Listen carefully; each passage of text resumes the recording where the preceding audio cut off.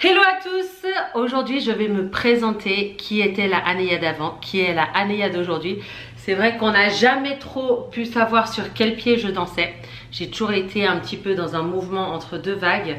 Et il y a beaucoup de gens qui m'ont posé pas mal de questions sur ma transformation aujourd'hui. Donc je vais vous révéler tous les secrets de ma vie, de mon passé, de mon histoire familiale, jusqu'à la télé-réalité, finissant par la Threadwife de l'Utah, qui est la véritable Anéa. Anéa aujourd'hui est une femme mariée, j'ai déménagé en Utah, j'ai 34 ans et je suis enceinte de 2 jumeaux. Pourquoi aujourd'hui j'ai décidé de faire cette vidéo et de parler de mon histoire, de qui suis-je? Parce que sur les réseaux sociaux, tout simplement, il y a une certaine... il y a l'écran déjà qui fait barrage entre nous. Mais, comment vous expliquer? J'ai l'impression que sur les réseaux sociaux, c'est un personnage que j'incarne, alors que sur Snap, bon, ça dépend sur quel réseau social, mais par exemple sur TikTok ou sur Instagram, parfois par les vidéos de cuisine, ça peut être des personnages que j'imite, que j'ai rencontrés dans mon église, des femmes qui m'ont beaucoup inspirée dans ma transition, dans mon changement, qui sont très douces, qui ont une voix très, vous voyez, posh, old rich, et qui s'habillent d'une certaine manière. Et c'était un petit peu pour moi une manière de plaisanter sur le sujet, puisque aujourd'hui je suis en Utah, que j'ai déménagé, que je suis mariée avec Marlo, qui est un mormon pur de souche. Alors il faut savoir que déjà j'ai grandi dans la religion mormon. Donc c'est la religion, on dit plus les mormons aujourd'hui, on dit les membres de l'église de Jésus-Christ, des saints des derniers jours. Alors déjà, en quoi on croit? On croit au Christ, on croit en la Bible et on croit au livre de Mormon avec notre prophète Joseph Smith, qui a trouvé justement le livre de Mormon et qui a eu certains principes que l'on suit, comme la loi de chasteté. Nous n'avons pas consommé avant le mariage, pas d'alcool, pas de café, pas de thé, pas de cigarettes, et nous avons des valeurs d'aider notre prochain, comme bien évidemment dans toutes les religions, d'être humble et de pouvoir se soumettre à la volonté de Dieu. Alors ensuite, qui es-tu aujourd'hui? Pourquoi tu as décidé de partager ton histoire avec ton public? Alors aujourd'hui, c'est vrai que je suis une personne beaucoup plus apaisée, beaucoup plus sûre d'elle, beaucoup moins, je dirais beaucoup moins dans la souffrance et plus dans le don. C'est-à-dire que je suis plus à essayer de comprendre les autres au lieu de me victimiser tout le temps.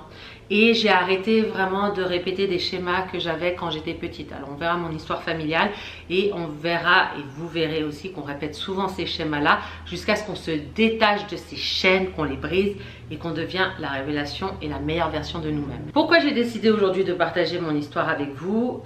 Tout simplement parce que j'ai envie que vous connaissiez la vraie Anéa, pas à travers les médias.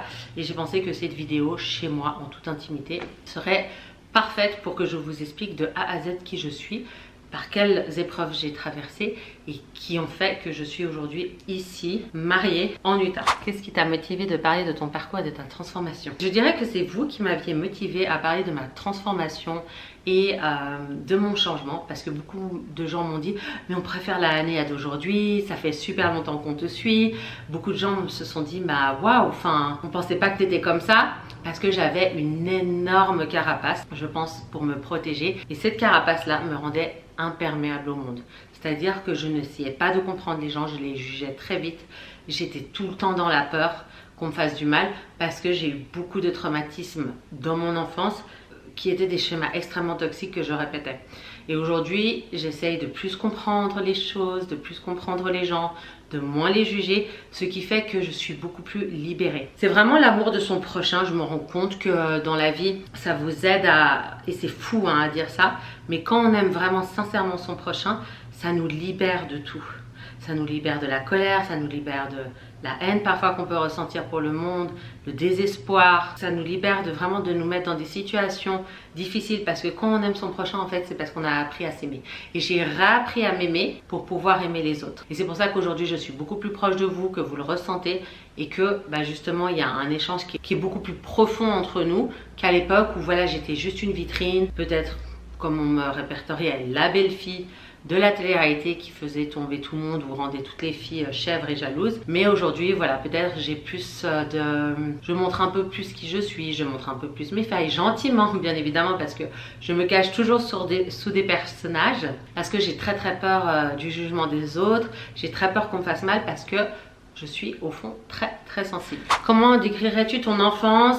Quelles étaient les relations avec ta famille, en particulier tes frères et ton beau-père? Alors, je décrirais mon enfance comme plutôt une enfance turbulente. C'est-à-dire que quand j'étais dans mon enfance, voilà, on est toujours finalement heureux de ce que l'on vit puisque c'est la seule chose que l'on connaît. Aujourd'hui, avec du recul, avec tout l'amour et le respect que j'ai pour ma famille, je me rends compte qu'il y a certaines choses qui n'étaient pas normales. Certains traumatismes que j'ai vécus dans ma famille qui n'étaient pas normales.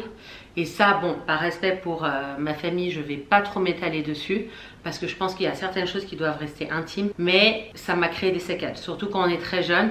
Ma mère était une mère célibataire. Mon père là, ne s'est jamais vraiment occupé de nous. Il n'a jamais assumé ses responsabilités. Et pour ça, c'est vrai que j'ai beaucoup d'empathie pour ma maman. Cependant, parfois, elle défendait la mauvaise personne parce qu'elle avait des schémas toxiques qu'elle répétait sur nous. Et ça, je lui ai expliqué, je lui en ai beaucoup voulu. Aujourd'hui, j'ai à peu près fait la paix avec cette situation parce que je comprends qu'elle est dans un état de désespoir et ça me fait plus de peine pour elle qu'autre chose. On peut vivre toute la souffrance du monde, il y a certaines choses qu'un enfant ne doit jamais vivre, comme la violence par exemple.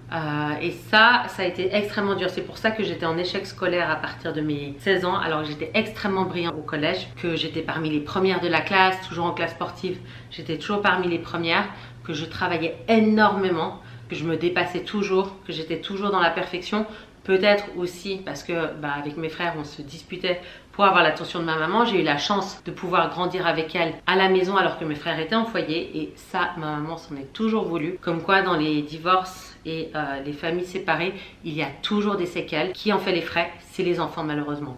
Donc j'ai beaucoup d'empathie aussi envers mes frères que j'aime énormément. Ils ont, surtout mon grand frère, il a des manières d'agir qui sont catastrophiques. Il est complètement bousillé par cette relation je pense de mes parents et du coup ça s'est répertorié sur nous par de la violence extrême. Que ce soit mon petit frère qui l'ait subi ou moi qui l'ai subi. Aujourd'hui mon petit frère va bien à peu près on va dire. Il a encore beaucoup de travail à faire sur lui je pense. Mais voilà, il travaille, il est dans le droit chemin, c'est un bosseur comme moi. Aujourd'hui, qui m'en suis sortie, qui me suis mariée, qui a fait ma famille. Mais c'est vrai que voilà, pendant longtemps, j'ai pas voulu me marier, j'ai pas voulu avoir d'enfants parce que justement, dû à cette enfance catastrophique et de voir toujours ma maman déprimée et pleurer ou mon frère qui exprimait son amour par la violence en fait. Ses frustrations par la violence et c'était des violences, quand je vous dis extrêmes, c'était des violences extrêmes. Donc par rapport à ça, à un moment donné c'était plus vivable quand mes frères sont venus à la maison. J'étais en échec scolaire. La dernière année du bac, j'ai dû partir de chez moi parce que aussi avec mon beau-père c'était compliqué pour certaines raisons, parce que voilà, je commençais à sortir, que lui il acceptait pas, qu'il avait aussi un mode de vie qui me plaisait pas et du coup voilà, ça n'allait plus dans ma famille, j'étais vraiment en guerre contre eux et j'ai trouvé une famille d'accueil parce que j'étais en échec scolaire en italien pour apprendre l'italien et pour, je me suis dit je vais faire 6 mois à l'étranger où je vais voyager parce que ça sert à rien que je reste en Suisse pour finir mon bac. De toute façon je sais que je vais pas le passer et je vais redoubler parce que mes notes étaient tellement catastrophiques, j'étudiais tellement pas, j'étais tout le temps de sortie, je faisais jamais mes devoirs, j'allais jamais en cours. Et c'était très compliqué. Donc j'ai dit, au lieu de perdre ton temps, ces 6 mois, tu pars. Ça a été extrêmement difficile. Il faut prendre son courage à deux mains. Et là, j'ai trouvé une famille d'accueil en Italie, où je me suis occupée de 3 enfants. Et cette famille-là, d'ailleurs, le papa était un peu bizarre quand j'y repense, parce que j'avais 17 ans et il me faisait déjà des avances. Et ça n'allait pas du tout dans son couple. Et j'ai appris par la suite qu'ils avaient divorcé. Donc ça, c'était un peu choquant. Mais j'ai pas du tout gardé contact avec eux. Et c'est vrai que le monde de fille au père, faut faire attention, parce qu'on peut tomber dans des bonnes familles, mais on peut tomber aussi dans des familles où ça peut être dangereux. Heureusement, il s'est jamais rien passé de grave pour moi. Donc j'ai appris l'italien. J'étais dans une classe un peu de réfugiés en fait à côté de Milan, à l'Estmo. Et du coup j'avais des cours 3 fois par semaine avec des réfugiés. Je payais pas les cours et après je m'occupais des enfants qui étaient adorables. Et c'est comme ça qu'on apprend le mieux. Mais j'étais quand même un peu déprimée parce que je crois que j'avais pris quand même pas mal de poids. J'étais très seule. Et je recherchais un petit peu l'attention chez les autres, chez les gens. J'avais envie de me marier très jeune, mais voilà, je trouvais personne qui me convenait. Et beaucoup de gens peuvent profiter de ta vulnérabilité, de ta détresse. Donc ça, c'est très important déjà à toutes les personnes qui m'écoutaient. Quand vous êtes en détresse, sachez que votre prochain, il vous voudra pas du bien. Moi, toutes les personnes que j'ai rencontrées quand j'étais en détresse, sauf les gens de l'église, toutes des personnes qui m'ont apporté des problèmes dans ma vie, problèmes énormes, des problèmes que ce soit financiers avec mon arnaque à Dubaï, des problèmes, où il me conseillait mal, ou de trahison après par la suite, ça a été mais vraiment la descente aux enfers. Je me disais mais comment je pouvais fréquenter ces gens quoi. Et c'est qu'à un moment donné je commençais à fréquenter tellement des gens toxiques, malsains, qui profitaient de ma vulnérabilité, parce que évidemment là je vous parle de ma période quand j'étais en télé. Donc après que j'ai fini mes 3 mois de fille au père en Italie, j'ai fait l'été ensuite en Suisse, et puis j'ai recommencé une année scolaire dans un autre collège. Donc j'ai changé de collège. Heureusement après j'ai eu mon bac. J'ai vraiment tenu, parce que évidemment les violences, ça continue à la maison. Presque pas tous les jours, mais 2-3 fois par semaine, des violences assez extrêmes. Une situation qui était vraiment plus possible chez moi. Donc en fait j'attendais juste de finir le bac, de finaliser ça, de me sécuriser pour mon avenir, et puis ensuite j'ai décidé de partir à Paris étudier la couture et les beaux-arts. Ça a été chouette parce que j'étais dans une ville avec 2 colocatrices qui étaient très jalouses, et elles me foutaient mais la misère. C'est insupportable, j'étais un peu rejetée, mais bon de toute façon j'étais tellement en avance sur mon âge si vous voulez, où j'aimais sortir, moi j'aimais la mode, et elles étaient plus en mode on est des étudiantes, on galère, on mange des pâtes à la maison, et moi c'était pas du tout mon délire, ça me faisait pas du tout rêver. Et à côté j'avais fait du mannequinat pour justement pouvoir plus voyager. J'ai eu de la chance, j'ai rencontré des gens extrêmement intéressants, que ce soit à Genève ou dans le monde entier, qui m'amenaient dans des beaux endroits, et ça m'a un peu pourri d'ailleurs, parce que quand en fait vous êtes une fille qui aimait tout ce qui brille, et ça c'était mon cas, j'aimais tout ce qui brillait, j'aimais la haute gastronomie, les voyages, la mode. Voilà, je voulais être la petite princesse que je n'avais jamais été quand j'étais petite, parce que je portais les affaires de mes frères et j'étais un garçon manqué, un petit peu comme là je porte les affaires de Marlo, mais simplement qu'aujourd'hui je m'en fous complètement. C'est vrai que j'adorais avoir l'attention. Je voulais, comme j'avais pas de l'attention de ma famille et de l'amour de ma famille, je recherchais l'attention à l'extérieur. Donc que ça soit l'admiration par le mannequinat, et puis ensuite voilà, j'ai été très vite propulsée dans un monde où voilà, vous êtes dans des soirées privées, des soirées mondaines, vous allez dans des beaux restaurants, vous êtes entouré des gens de la mode, et c'est féerique, surtout quand on a, là j'avais à peu près 23-24 ans, et ça fait rêver. Donc moi, mes petites colocatrices qui étudiaient et qui mangeaient leurs pâtes le soir, ça me faisait pas rêver, j'avais pas envie de ça. Donc du coup, même parfois, mais je leur disais mais venez avec moi, on sort. Mais elles, c'était pas leur délire. Elles aimaient plus les soirées étudiantes, en mode on se bourre la gueule à la bière, des trucs comme ça. Moi c'était pas du tout mon délire. Moi j'aimais vraiment être entourée de gens intéressants, des filles qui faisaient énormément de sport, donc j'étais tout le temps au sport à la salle de gym, ou des filles qui étaient dans la mode ou dans l'art. Même toutes les filles de mon école, elles étaient un petit peu voilà, dans la mode ou dans l'art. C'est vrai que j'étais très amie avec une fille qui s'appelait Caroline, qui était un petit peu une fille, un peu la rebelle aussi de l'école, mais hyper intéressante, hyper cultivée. Bon, elle avait aussi un caractère assez spécial, mais voilà, c'est vrai que je m'entendais bien avec elle, parce que là-dessus on partageait un petit peu les mêmes rêves. Comment on était quel moment t'ont le plus marqué pendant cette période? Alors les moments qui m'ont le plus marqué pendant cette période, je pense que je vais pas trop parler de ma famille en fait, parce que j'ai pas envie de faire du mal à mon frère que j'aime plus que tout, mon grand frère, qui vit des moments difficiles en ce moment, que j'ai pas envie de le rendre mal, parce que je sais qu'il souffre au fond de lui. Donc l'histoire de ma famille pour moi c'est un livre qui s'est refermé. J'ai pardonné et j'essaye de les aimer avec leurs défauts, en me disant qu'aujourd'hui moi j'ai pu construire ma famille, j'ai pu m'en sortir, j'ai pu trouver le bonheur, que je me construis petit à petit, et que j'ai la chance aujourd'hui d'être loin d'eux si je veux. Mais c'est vrai que quand on est petite et qu'on est confronté à des personnes qui ont des problèmes psychologiques, de dépression, de colère, de violence, ça peut être très difficile. Comment te sentais-tu à cette époque sans repère en situation d'échec scolaire? Alors c'est vrai que durant mes échecs scolaires, j'avais pas trop d'amis, j'étais pas très bien dans mon école, je recherchais toujours à sortir justement pour m'échapper de chez moi, pour m'échapper de ma situation, pour ne pas penser en fait à mes problèmes. C'est là où j'ai commencé à sortir. Quand j'ai fait mes écoles de couture, d'abord j'ai fait 1 an de couture à Paris, que ma maman m'a payé, c'était une grosse somme, là je leur remercie. Mais j'étais pas dedans en fait. C'était pas du tout ma passion, c'était trop rigoureux. Et ensuite j'ai fait une école de marketing et communication à Paris, mais Encore une fois, je me voyais pas travailler dans un bureau, dans la communication, le marketing. Je faisais en fait des études juste pour passer le temps, pour faire quelque chose, pour me rassurer. Mais je n'exauçais pas mes rêves. Moi, mes rêves, c'était voilà, déjà de voyager, de rencontrer du monde. Mais des rêves tellement basiques, juste même de sortir, de m'acheter des habits, enfin des choses très très superficielles. J'avais pas vraiment de but dans la vie à part de voilà, me concentrer sur moi, sur ma beauté et le sport.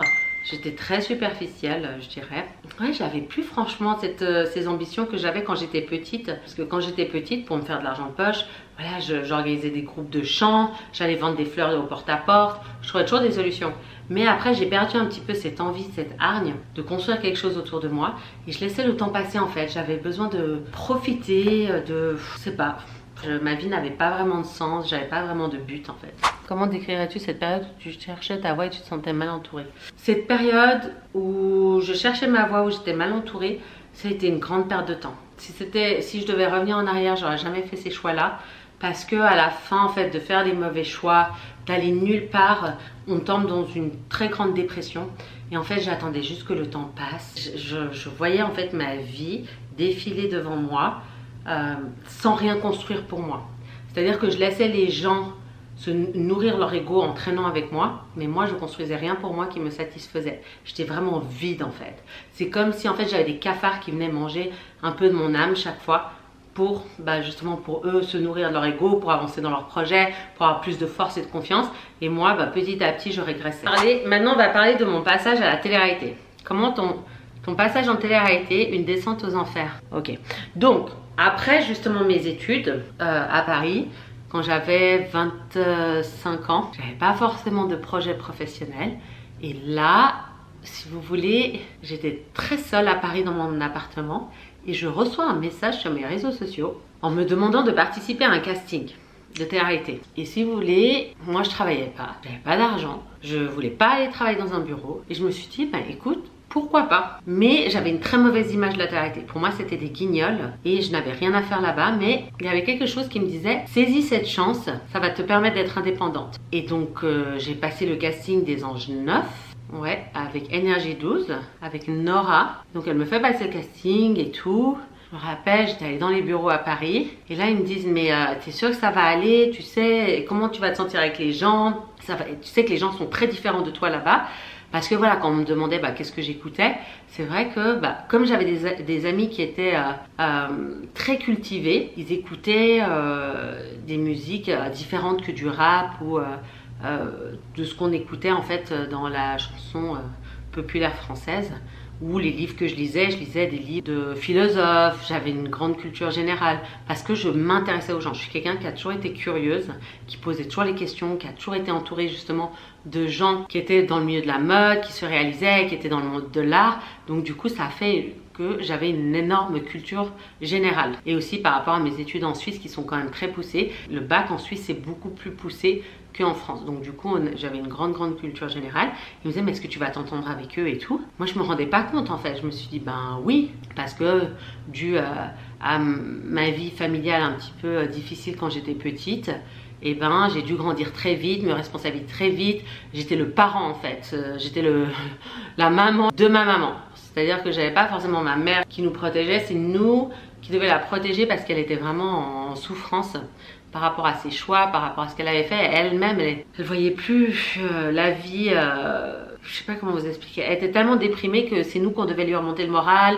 On a dû s'entretenir très jeune, s'occuper de nous très jeune. Je me rappelle encore aller à l'école par la forêt très jeune, on était un petit peu pas délaissés à nous-mêmes, mais on devait arrondir les angles très rapidement. Donc par rapport à la télé-réalité, elle me dit, est-ce que tu es sûre, ça va aller? Et moi j'ai fait les Anges 9, donc c'était juste avant Aurélie Preston qui avait été harcelée. Je pense qu'ils avaient un peu peur de ça, ou je sais pas, et ils se sont dit, et d'ailleurs c'est drôle qu'Aurélie Preston aujourd'hui a rejoint la religion, parce que dans les Anges 8, je crois qu'elle a vécu un harcèlement horrible, et c'est ce qui m'est arrivé aussi dans les Anges 9 où j'ai vécu l'enfer. Et j'en veux encore un petit peu à certains candidats qui m'ont fait la misère par jalousie, parce qu'en fait il y avait une candidate, elle était tellement obsédée par la célébrité que en fait elle me voyait comme une concurrente qui faisait de l'ombre. Et moi je comprenais pas, parce que pour moi les mecs de la télé-réalité c'était un peu des bolos quoi. Je me suis pas dit ouais, je vais sortir avec les mecs de la télé-réalité, etc.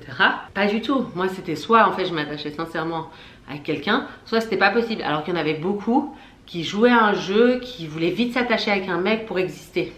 J'ai jamais eu besoin d'un mec pour exister en télé. J'ai toujours eu mon propre personnage et d'ailleurs aussi dans ma vie, j'ai toujours eu mon propre personnage. J'ai toujours fait les choix du cœur, jamais de la tête. Jamais, jamais, jamais, jamais. C'est vraiment l'esprit. Quand je ressentais que voilà, j'avais envie de connaître la personne, j'y allais. Sinon, je me forçais pas en télé-réalité. Ce que d'autres filles pouvaient faire, se forcer. Il y a beaucoup de faux couples, des trucs mais aberrants, maintenant que je vois, où les filles ben voilà, jouaient beaucoup de leur charme juste pour faire tomber le garçon, avoir un petit peu le monopole sur lui, et puis pouvoir exister dans une histoire qui allait les propulser les followers, parce que voilà, les histoires d'amour, c'est ce qui fonctionne, que ce soit dans les films ou la télé-réalité. C'est ce qui fait exploser les candidats et souvent ben, les candidats l'avaient compris et se mettaient ensemble pour ça. Alors que moi, j'avais pas du tout compris ça. Moi, quand je faisais la télé, c'était juste, voilà, je pars loin pour plus penser à mes soucis.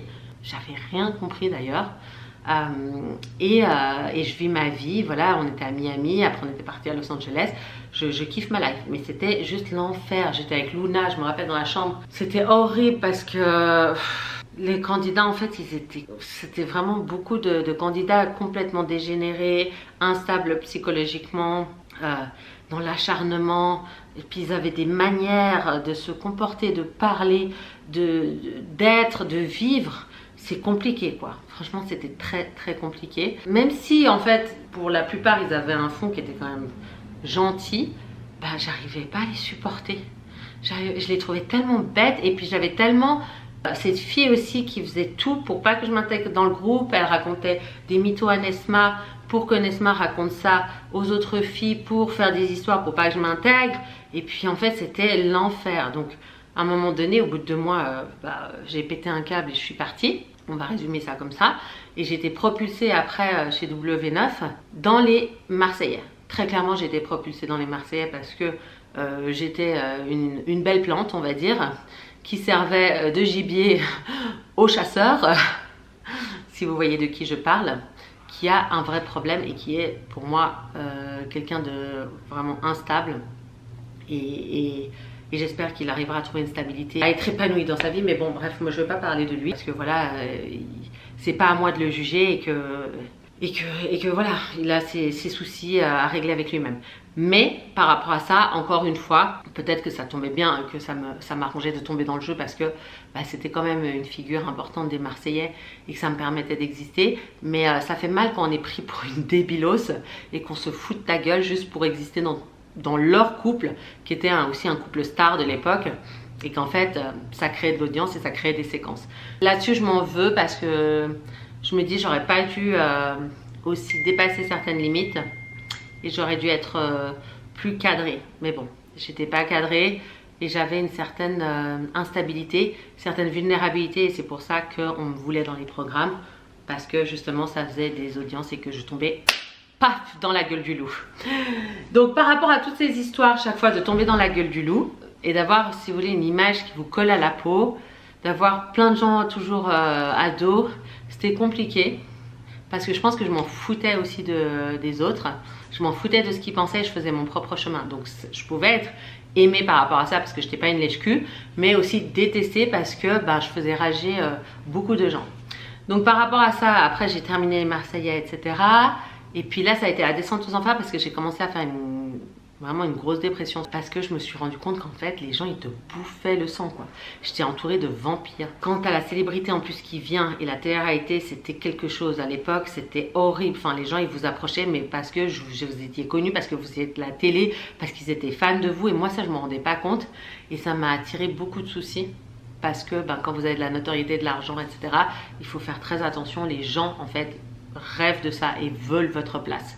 Donc ils vont venir avec patte blanche, patte douce et après ils vont vous la faire à l'envers. Donc j'ai vécu des cambriolages, j'ai vécu des choses, des trahisons mais terribles, des gens qui étaient faux cul avec moi et même moi je commençais à devenir un petit peu exacerbée du monde. Je détestais tout le monde, vous voyez, un peu comme Alix, très rentre dedans, très dur, très dans le jugement, voilà, ce genre de guerrière, voilà, qui veut trucider tout le monde. Et j'étais plus dans une douceur de vie, Ok, les gens toxiques, on les met de côté et on traîne avec des gens bien, mais on juge pas les autres et on s'occupe pas des autres. Et je suis pas là pour faire la loi. Moi, j'ai juste à être une bonne personne et à faire mon chemin, c'est tout. Et ça, c'est ce que j'ai compris aujourd'hui. C'est concentre-toi sur toi, fais ton chemin, construis-toi, construis ta famille et avance, ma petite. Donc voilà, bref. Après ça, en fait, à un moment donné, j'en ai eu tellement marre de faire les mauvais choix. Mais tellement on m'a sucé le sang que je me suis retrouvée avec plus rien. Plus d'argent, mes idées elles étaient volées pour les business des autres, je signais pas de contrat, mais vraiment j'avais l'impression d'être l'idiote du village. Donc là j'ai dit stop, ok. Ma mère heureusement elle a jamais quitté l'église, elle m'a dit appelle les sœurs missionnaires. J'ai appelé les sœurs missionnaires en détresse un jour et j'avais honte de tout ce que j'avais fait, mais toutes les conneries que j'avais fait. Je me suis dit mais c'est impossible de revenir dans le droit chemin avec tout ce que j'ai fait, toutes ces conneries, tous ces gens. J'avais perdu espoir. Mais je sais pas pourquoi, j'ai écouté ma mère et c'est pour ça que j'en serai toujours reconnaissante. Comme quoi, voilà, j'ai une mère où il y a eu des choses où j'en ai beaucoup voulu, où ça a été difficile, mais il y a aussi des bons côtés dans la vie. Et heureusement que je l'ai écoutée et les sœurs missionnaires sont venues me donner des leçons de catéchisme à la maison. C'était tellement gentil. Elle m'apportait des cookies, elle me mettait des petits post-it derrière ma porte. Et au début, j'étais un peu distante avec elle et tout ça. Je faisais le goûter une fois par semaine à la maison, mais c'était difficile, hein. Et j'ai commencé petit à petit à essayer de comprendre les écritures, à moins sortir, à m'éloigner de certaines personnes. Pas parce que je les aimais plus, mais parce que je me rendais compte qu'on n'était plus sur la même longueur d'onde. Donc j'ai eu des disputes par exemple avec Lena, etc. Quand elle sortait encore avec Adil Rami. Et d'ailleurs aussi je me suis disputée avec Adil Rami, je me suis disputée avec tellement de gens à cette époque. Parce que en fait tout le monde était concentré dans son petit monde, dans ses petits trucs. Et en fait c'était un panier de crabes où tout le monde faisait n'importe quoi en fait, y compris moi. Et donc du coup je me suis éloignée de tout ça et j'ai commencé à vraiment prendre soin de moi, de ma santé mentale. Et ça m'a beaucoup aidé la religion à comprendre que en fait ces gens-là, je peux même pas leur en vouloir. Enfin ça me fait de la peine, ils sont juste perdus dans un monde qui est perdu lui-même. Et donc en fait si on vit dans le monde actuel, on est complètement paumé. Et donc c'est pour ça que j'ai dû m'éloigner de ce monde-là. Je lisais tous les jours mes écritures, je priais. Vraiment c'était dur, des fois je retombais, je remontais, j'appelais les sœurs missionnaires en pleurs parce que je me suis dit mais je vais jamais y arriver. En plus il y avait certains amis, anciens amis, vous savez le plus dur c'est de couper vos relations, vos anciennes relations. Je devais couper avec tout le monde, donc j'ai dû couper avec tout le monde, c'était horrible, je me suis retrouvée seule. Ensuite je suis partie au chalet voir ma mère. J'ai habité 2-3 mois avec elle et c'est là où j'ai commencé mes voyages. Donc je me suis inscrite après sur cette application Mutual pour rencontrer quelqu'un de l'église. Et après j'ai rencontré des gens de l'église, je suis venue en Utah, j'ai eu des amis de l'église ici aux États-Unis. Donc j'ai recommencé en fait à reconstruire mon monde, reconstruire un petit peu ma maison, c'est ce que je dis, sur des briques et plus sur du sable, avec des gens qui sont quand même un minimum sains, qui ont des valeurs de servir Dieu, de servir le Christ et qui ne pensent pas que à l'argent, à la fame, à la superficialité, à prendre profit sur l'autre. Je suis sortie un petit peu de ce monde de requins pour aller dans un monde qui est quand même plus lumineux et plus en paix. Et donc je me suis fait des copines en Utah qui sont mais géniales. C'est des filles vraiment qui veulent ton bien, qui voilà, quand tu leur parles, elles t'écoutent et puis elles te donnent des bons conseils en fait. Et du coup, ça a changé toute ma vie jusqu'au jour où j'ai rencontré Marlo. Et comme j'étais pas dans la superficialité, je regardais pas pour un homme riche ou un homme qui allait m'apporter une situation. J'ai dit, je prendrai ce que Dieu il m'apporte, mais je veux un mariage sain, je veux une relation saine. Et quand j'étais avec Marlo, les deux, on était dans une situation économique difficile parce que moi, j'avais arrêté les réseaux sociaux. Lui, il a eu aussi une sciatique, donc il a dû arrêter son travail. Et puis, en fait, on était sur la même longueur d'onde et on s'aidait les deux. C'était pas j'essayais de prendre profit sur quelqu'un ou l'autre essayait de prendre profit sur moi. On était les deux à plat, mais avec des bonnes valeurs et on a essayé de construire quelque chose. Et quand j'ai rencontré Marlo, tout de suite, j'ai ressenti la paix, la force avec lui, le respect et j'ai pu vraiment être de plus en plus moi-même. Quand j'ai eu vraiment ma vulnérabilité, parfois j'avais l'impression qu'il regardait d'autres filles et j'étais détruite et il me aimait pas du tout. Arrête, je regarde pas d'autres filles. Et il était des fois déstabilisé parce que j'avais des crises d'instabilité, de jalousie, d'insécurité qu'on m'avait dans ces émissions télé retransmises, ça s'appelle des traumas que je revivais, bah, grâce à Marlo et cette situation que j'ai choisie, parce que c'est des choix tout ce que j'ai fait les choix de sortir de ce monde de télé-réalité, parce que dans le monde de la télé-réalité, vous connaissez, on est entouré de célébrités, de footballeurs, etc. Et c'est un monde très instable. Et du coup, j'ai fait le choix d'être avec quelqu'un de simple comme moi et de nous construire ensemble. Et cette simplicité m'a apporté énormément de joie et d'amour, et cet amour que je ressens aujourd'hui, c'est ce qui a fait ma transformation. C'est de donner aux bonnes personnes, de recevoir par les bonnes personnes et de changer mon cœur et changer comment je pense. Quand on étudie les écritures, quand on a une certaine manière de s'habiller, donc vous savez que je m'habille beaucoup plus modestement aujourd'hui, j'ai attiré d'autres personnes. C'est pour ça que je vous dis, les filles, la manière dont vous vous habillez, la manière dont vous pensez, ça va refléter qui vous êtes et ça va attirer soit les bonnes personnes, soit les autres personnes que vous allez attirer par votre comportement et par votre énergie.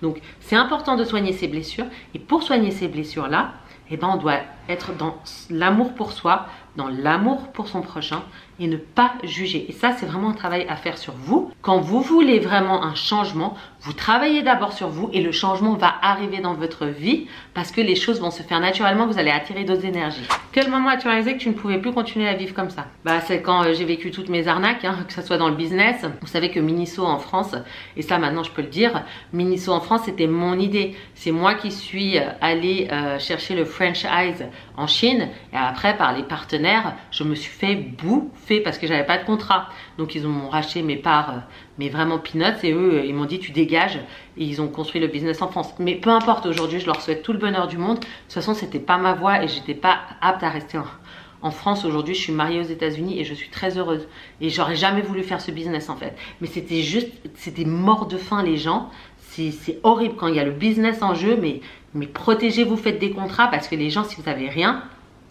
ils vous bouffent. Comment s'est passée ta première expérience avec les sœurs missionnaires? Le retour à l'église, ça change en fait toute ta façon de penser et d'être, parce que déjà, bon, tu rencontres des gens, alors dans l'église tu peux rencontrer de tout, hein. La perfection n'existe pas sur terre, simplement qu'il y a des gens quand même qui travaillent sur eux pour se rapprocher du Christ et chasser l'être naturel en fait, cet être, vous savez, que vous trouvez dans le monde en fait, qui est assoiffé de vanité, d'argent, de pouvoir, etc. Ça vous l'avez, on va dire, un peu moins dans l'église avec les gens que vous rencontrez, parce qu'il y a quand même l'esprit du Christ dans les églises, parce qu'on étudie les écritures, et dans les temples encore plus. Quels ont été les plus grands défis pour te détacher du matériel et te reconnecter spirituellement? Mais j'avais tout, mais j'étais malheureuse, je pleurais tous les soirs. J'avais mes sacs Chanel, mes sacs Hermès dans le placard, mes bijoux, mais j'étais malheureuse, je me sentais seule. Je me suis rendu compte que ouais, c'est cool d'avoir des beaux sacs, des belles robes et tout, mais c'est tellement sur l'instant. Et après c'est vide en fait, ça t'apporte rien de plus. J'avais pas l'impression de construire quelque chose, que ça me remplissait vraiment mon âme en fait. C'est cool pour ton ego, c'est cool pour porter des belles choses, pour la beauté peut-être de l'art de quelque chose, mais à un moment donné tu t'en lasses en fait du matériel. Alors que les expériences, les voyages, les discussions, les bons restaurants, et ben ça moi je trouve que c'est des souvenirs qui restent. Aujourd'hui, quel est ton rôle en tant que mère et épouse? Quelles valeurs souhaites-tu transmettre à tes enfants? Alors mon rôle ici de mère et d'épouse, c'est d'aimer mes enfants inconditionnellement. Moi je pense que quand on est enceinte et qu'on est maman, c'est à vie. Je veux être là pour mes enfants, je veux les protéger. Tout ce que j'ai appris aujourd'hui, je veux leur inculquer. Je veux qu'ils aient une bonne éducation et je veux vraiment être là pour les protéger du monde. Et évidemment, il faut qu'ils fassent leur expérience par eux-mêmes. Mais je veux être là pour quand même, quand ils tombent par terre, les ramasser et qu'ils aient un foyer sain à la maison. Et ça, c'est toujours ce que j'ai rêvé d'avoir. Et je suis contente parce que j'ai un mari qui est sain, qui m'aime sainement. On s'aime sainement. Et je sais qu'aujourd'hui, on va pouvoir faire grandir une famille sainement dans l'amour sain d'un foyer. Qu'aimerais-tu dire à ceux qui, comme toi, se sentent perdus ou cherchent le sens? Moi, je vous dis, les amis, ceux qui vous êtes perdus, vous êtes tristes, malheureux dans votre vie, c'est que vous devez vous remettre en question. Vous faites les mauvais choix, vous vous posez en victime. Ok, je sais que c'est difficile ce que je vous dis, mais arrêtez de vous poser en victime. Il ne faut pas compter sur les gens. Déjà, ça c'est sûr, il ne faut pas compter sur les gens. Vous devez compter sur vous-même. Mais vous devez travailler sur vous-même. Qu'est-ce que vous faites pour autrui? Est-ce que vous aidez votre prochain? Est-ce que vous êtes gentil, poli? Est-ce que vous lisez vos écritures? Est-ce que vous priez? Toutes ces questions-là que vous devez vous poser. Quelles sont vos valeurs? Est-ce que vous buvez? Est-ce que vous avez une bonne hygiène de vie? Est-ce que vous travaillez dur pour atteindre vos rêves? Voilà, tout ça, en fait, vous devez vraiment vous comprendre que dans la vie, on n'a rien sans rien. Si vous faites n'importe quoi, vous allez vous entourer de n'importe qui. Si vous vous concentrez sur vous, vous avez des valeurs. Alors oui, vous allez être déçu par certaines personnes, mais si vous savez vous protéger, vous connaissez votre valeur et vous connaissez aussi le but de votre vie, ben vous n'allez pas laisser rentrer n'importe qui parce que vous savez que votre temps il est compté, que votre mission elle est importante sur Terre et qu'en fait les gens qui seront toxiques, ben, vous les dégagez, vous n'aurez pas besoin d'eux parce que vous ne vous sentirez pas seul, vous aurez Dieu avec vous. Et je sais que je parle beaucoup de religion, etc. Mais vous n'êtes pas seul. Vous n'êtes pas seul. Moi, je me sentais seule. C'est pour ça que je m'entourais de rapaces, mais de cafards. Parce que je me sentais seule, ça remplissait le vide intérieur en moi. Mais quand en fait j'ai retrouvé la lumière, que j'ai retrouvé les écritures et la spiritualité, je me suis dit non, t'es pas seule. Et même si t'es seule, t'as un but sur Terre. Et c'est ça qui m'a aidé à changer. Bon les amis, je dois arrêter. Mais on va résumer ça. Donc la conclusion pour aujourd'hui, si tu devais résumer ta transformation en une seule phrase ou un message clé, lequel serait-il? Ma transformation, c'est juste je me montre telle que je suis. Je suis beaucoup plus simple, beaucoup plus sûre de moi. Je sais que je ne suis pas parfaite. Je suis plus humble et moins arrogante et plus proche des gens. Parcours. Ce que j'aimerais que vous reteniez de mon parcours, c'est que tout le monde matériel, ce qu'on nous reflète dans la publicité, le monde sexualisé, le monde matériel ne sert absolument à rien. En fait, on va jouer sur vos insécurités. Vous êtes le produit de la société. Quand vous vous retirez de la société comme j'ai fait, et vous vous reconstruisez dans la spiritualité, donc quelque chose qui est au-delà du matériel, et ben c'est là où vous allez comprendre qui vous êtes et découvrir votre vraie essence. Voilà les petites canailles, j'espère que cette vidéo vous aura plu. N'hésitez pas à commenter, à me dire ce que vous en avez pensé. Et on se dit à très vite pour des nouvelles aventures. Bisous!